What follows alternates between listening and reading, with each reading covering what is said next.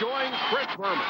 All right, Mike Patrick, thank you very much. And so an excellent first half of the Seattle Seahawks as they hope to jump on top in the AFC West. And while you're enjoying a game indoors, as we take a look around the league in week number 15, it was a cold day. That is for sure a classic football day. A lot of fans wish they could have been indoors. Like in Chicago, Soldier Field, it was cold. The Lions led the Bears 12-10. Who did it to them? The Butler did it. Kevin Butler, 32-yard field goal with seconds to go, gives Ditka and the Bears the NFC Central Championship, home field until the Super Bowl. They win it 13-12. Meanwhile, at Green Bay, that's not an elf. It's Jerry Burns dressed up. Heaven, the second time this year, the Packers undressed his Minnesota Vikings.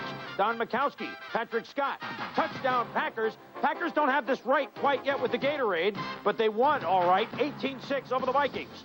At San Francisco, Dwight Clark's number 87 retired at halftime by the Niners, who are playing the New Orleans Saints. These are the 49ers. Joe Montana to John Taylor. Niners have won 4 in a row. Saints dropped 3 in a row. Niners on top alone in the NFC West. They beat the Saints 30-17. They've clinched at least a wild card berth. Down the coast in Anaheim, the Rams mapping out successful strategy against the Atlanta Falcons.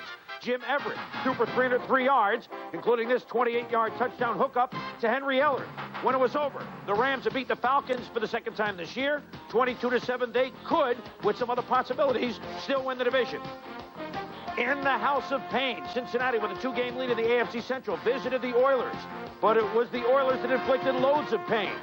Nowhere to run, nowhere to hide. Mike Rozier finally hid in the end zone, which he did 3 times. It was a banner day for the Blue. They were number 1. Doug Smith's son says 41-6, Houston big. McGill the Gorilla on hand as the Giants hosted the Kansas City Chiefs. Mark Bavaro hadn't caught a touchdown pass in 8 weeks, but he caught 2 on the day, like days of old. Bavaro catching, good defense. Joe Morris churning it up for a big day on the ground as the Giants win 28-12 over the Chiefs. Cold day in Washington, too, but the feelings were really cold when Michael Irvin caught not 1, not 2, but 3 touchdown passes from Steve Pelor. The Cowboys, ending a long losing streak, shocked the champs 24-17. At New England, how cold was it? Some fancy jerseys by the Buccaneers, some unfancy passing by Tony Eason, playing for the first time in a year. The Buccaneers took the Patriots to overtime, but the Patriots, Jason Starofsky, 27-yard field goal, keeps them in the playoff hunt. In overtime, the Patriots beat the Tampa Bay Buccaneers 10-7.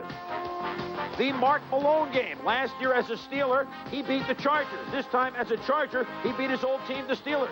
Malone to Darren Flutie, whose brother Doug sat for the Patriots. Darren caught a touchdown pass. Chargers beat the Steelers in San Diego 20-14. In Buffalo, the Bills, yes, it was cold. Perfect weather to play an LA team like the Raiders.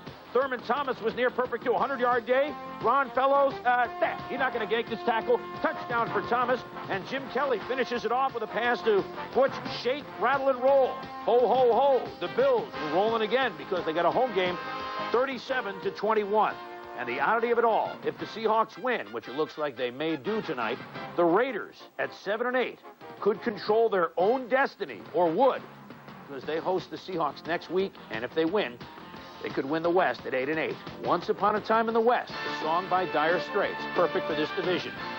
The Broncos are in dire straits because the Seahawks are playing like fine wine. They lead at 28-7. We'll be right back.